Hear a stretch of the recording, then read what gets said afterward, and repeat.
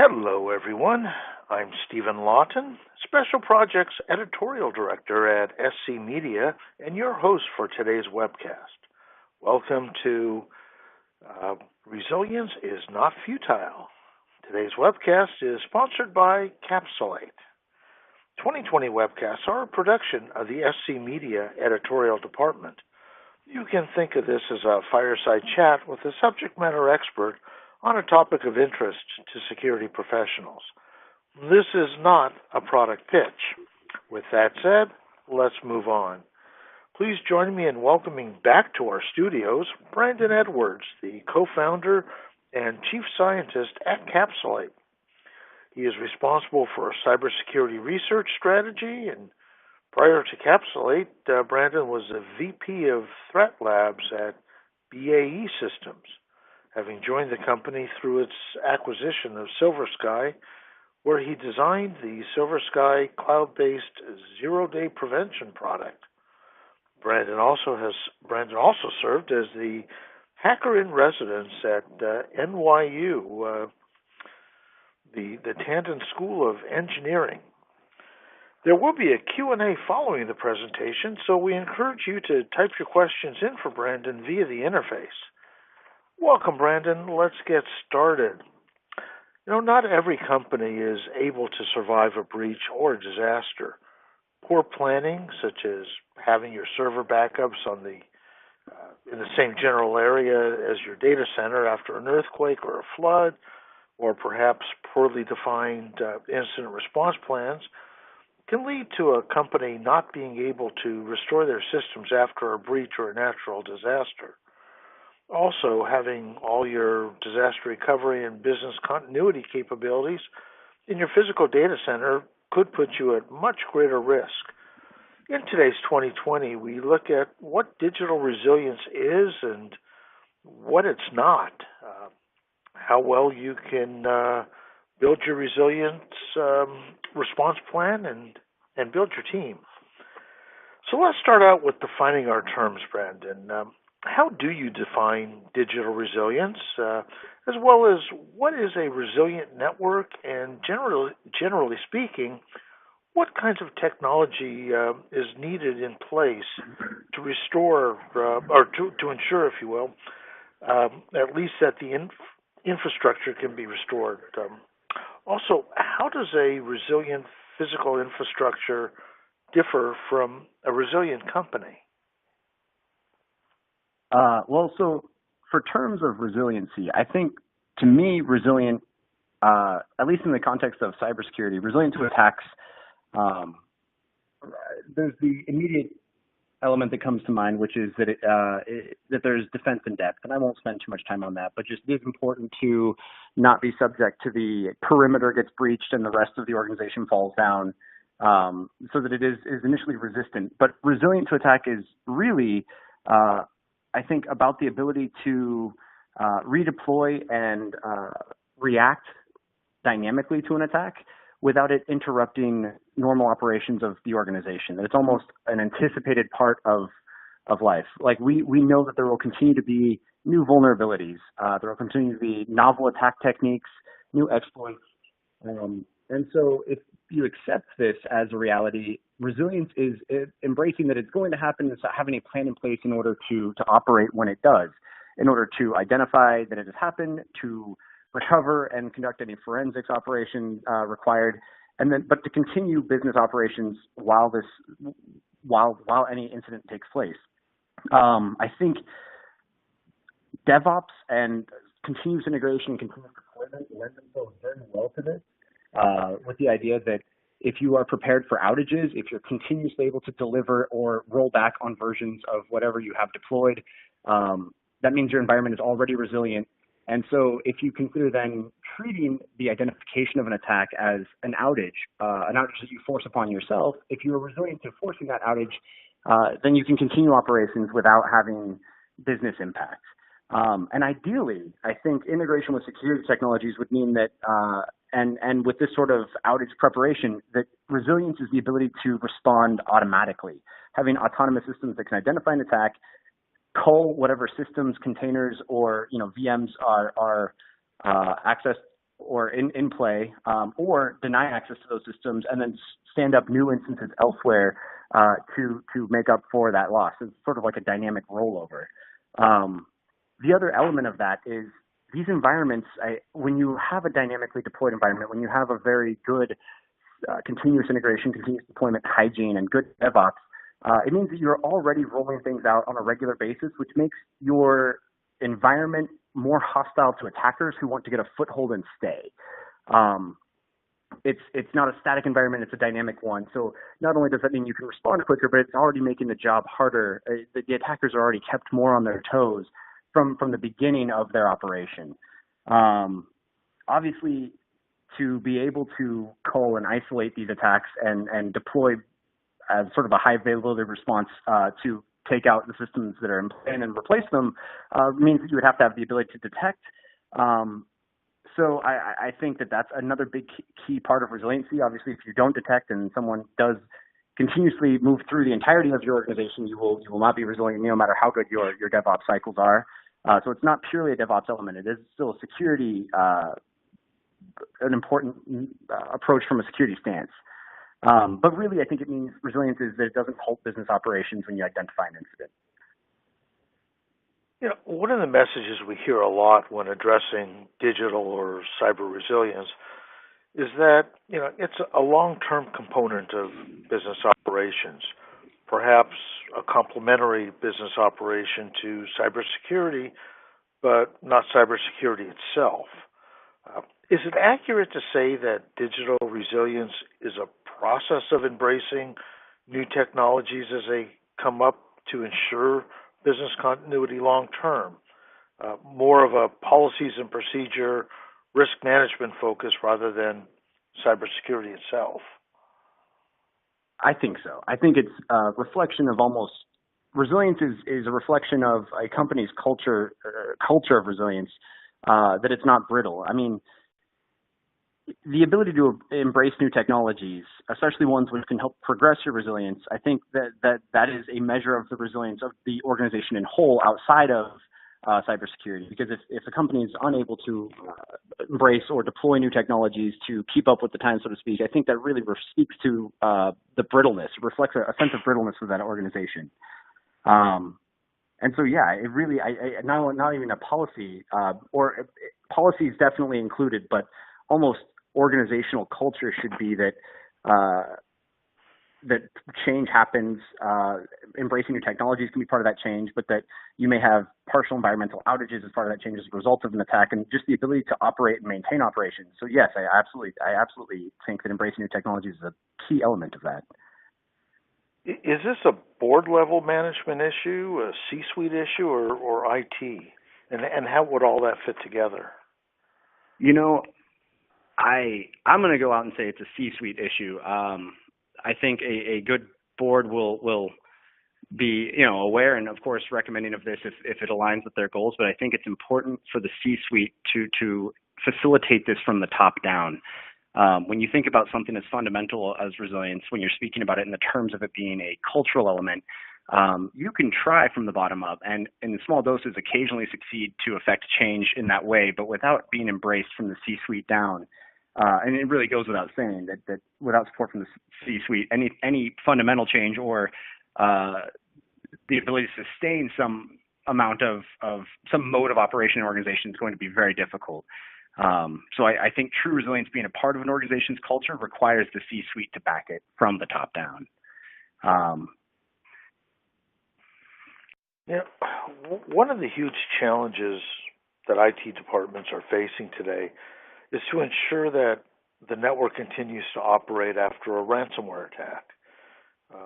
While some companies choose to pay their attackers with the hope that they get a valid key to unlock the ransomware, that's not always the case.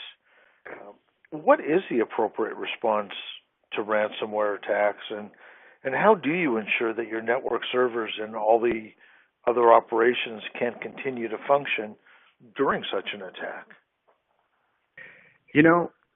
We talked a little bit about ransomware last time from a different angle.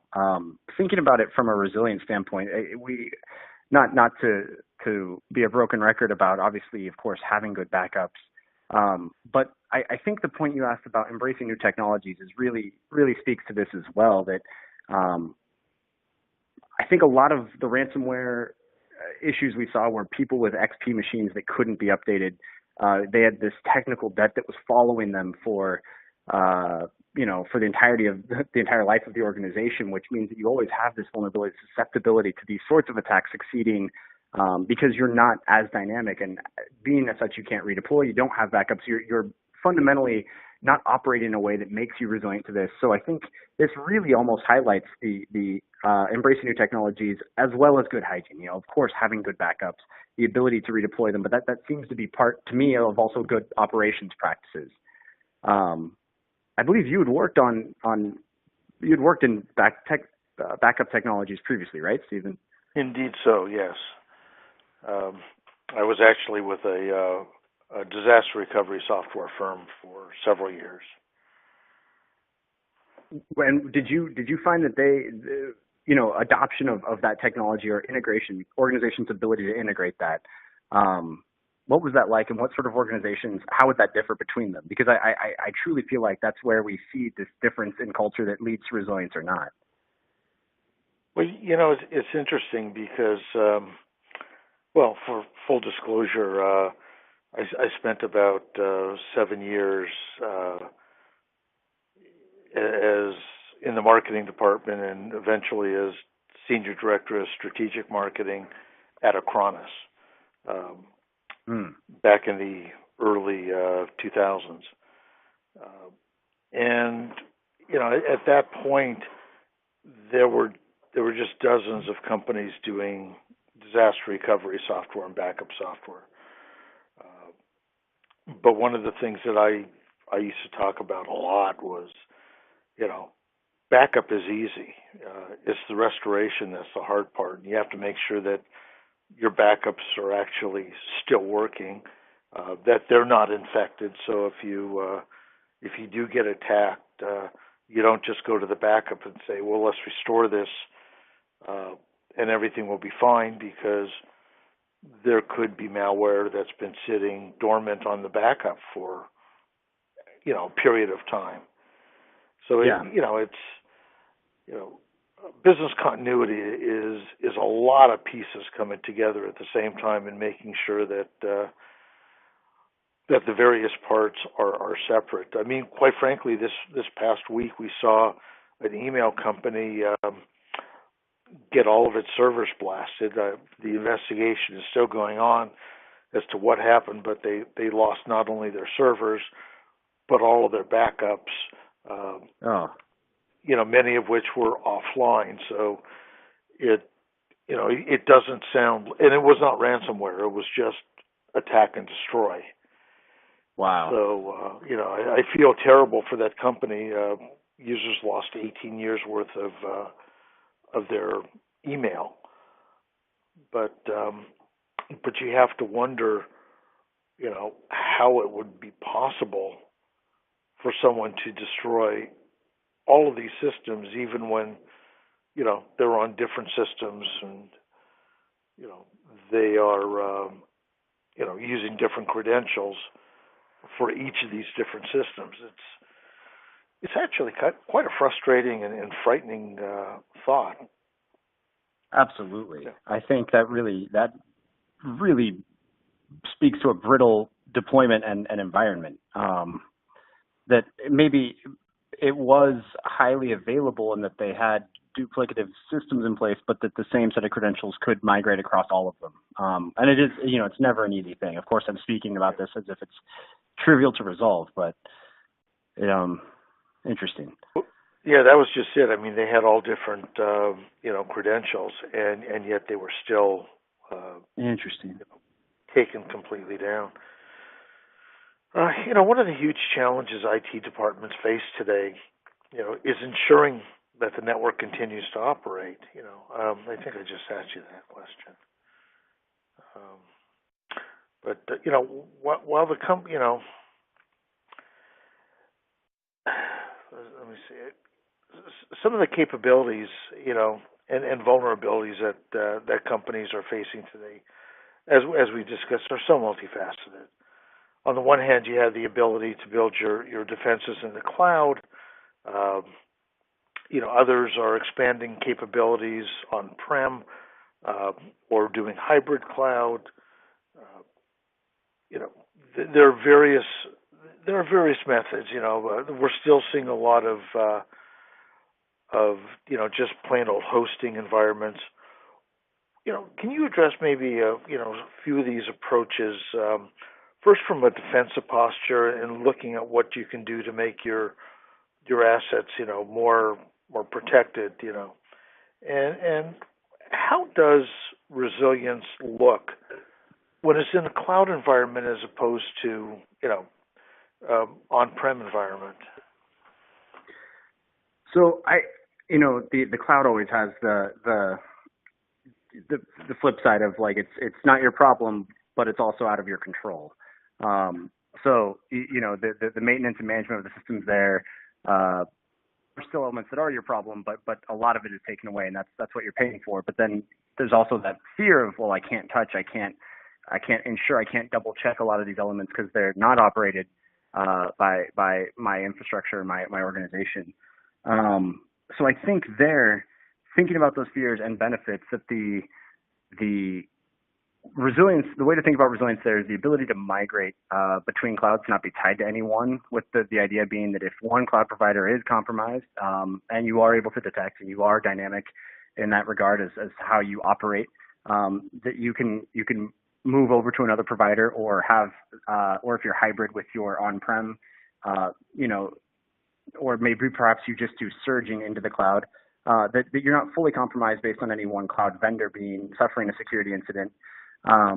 But I generally think that the cloud providers have gotten very good at being resilient themselves, and I think sharing the risk there in some regard, where you're able to, as long as you are able to migrate between them or have hybrid approaches, really adds to your resiliency. It means that if you're on-premise fully compromised, ideally that you've got enough in cloud to recover. And that, it speaks to backups as well.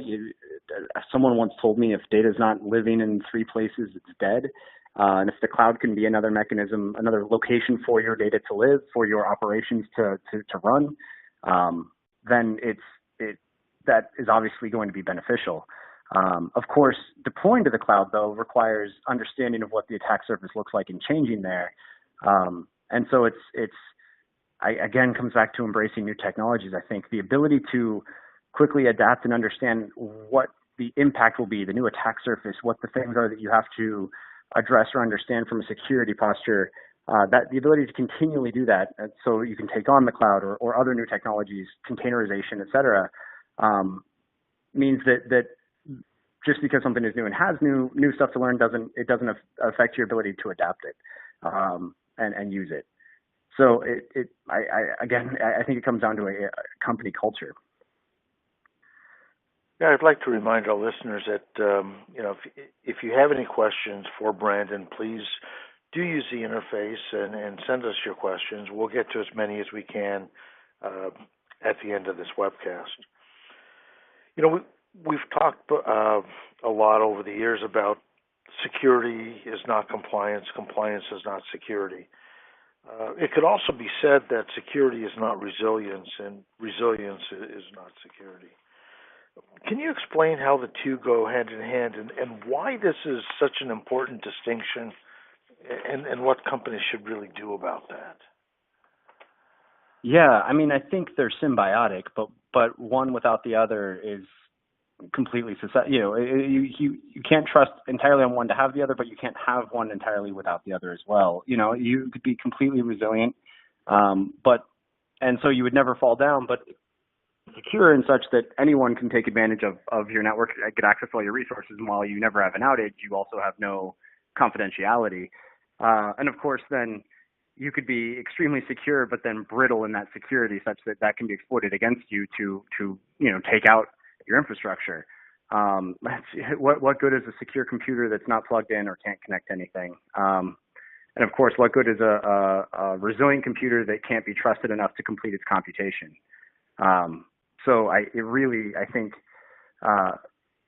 comes down to understanding how they do go hand in hand. That without resilience, you are vulnerable, but without security, resilience is also vulnerable. I think back to the point you said about infecting backups, the technologies that you deploy for resilience will of course be targeted by attackers because they recognize that if they want to persist, compromising and managing your resilience mechanisms, your orchestration, your scaling, and anything you use to address outages will be a new prize, a new crown jewel for them.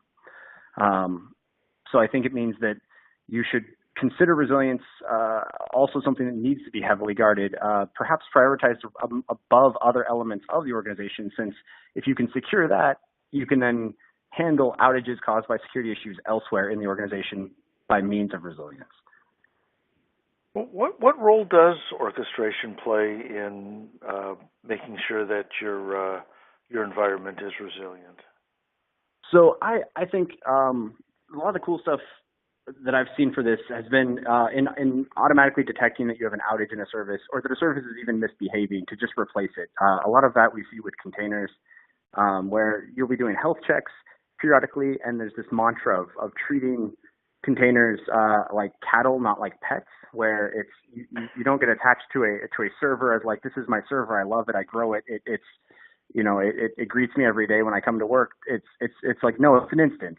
It's more an agricultural approach, and if this part of the crop is not behaving, then we're not going to we either won't deploy more things there, or we're going to replace that element of the crop entirely. And orchestration facilitates that. And that gives you resilience, operationally in the traditional sense, but also from a security stance. When you do notice an incident happening, you can respond and have the orchestrator disable or remove and replace that instance dynamically, automatically. We've already talked a bit about business continuity and disaster recovery, but both of those technologies do have an essential role in cyber resilience. Can you talk a little bit further about how those roles play in the cyber resilient, creating a cyber resilient system, and also how much emphasis should be placed on business continuity versus resilience versus all these other components that that the poor CISO has to juggle every single day. I mean, it's great to be able to focus on one, but obviously that's that's not reality. Yeah, it's funny thinking about business continuity, because when for a lot of business continuity, I think about like how it's plans to operate in the face of some emergency, right? And an interesting security story I heard from inside of a large organization that they had paid a red team to come through, or I mean, I don't know what you'd call it now, but basically people conflate pen testing and red teaming and whatever the case may be. But they paid a team to go as far into the organization completely digitally as possible, though. Just so there's no physical penetration, like none of the physical assessment, but from compromise of endpoints move into the organization as far as possible. And they did not let, this was CISO only who was managing this, and did not let any of the teams know. They wanted to see what their responses were, how good they were at identification of attack, and their overall security posture and resilience. What was interesting was that their teams were identifying the attacks happening and could see that they could disrupt the attack that was exfiltrating all of this data, but it would cause an outage of business. And so they were struck with indecision of, well, do we stop them from taking this data, but suffer the outage, which could potentially cost us more, or do we assume that they will only be able to make so much use of this data? And from a business continuity standpoint, that was interesting, because what they told me was you should have, they felt like they should have made this decision before they had ever entered that scenario.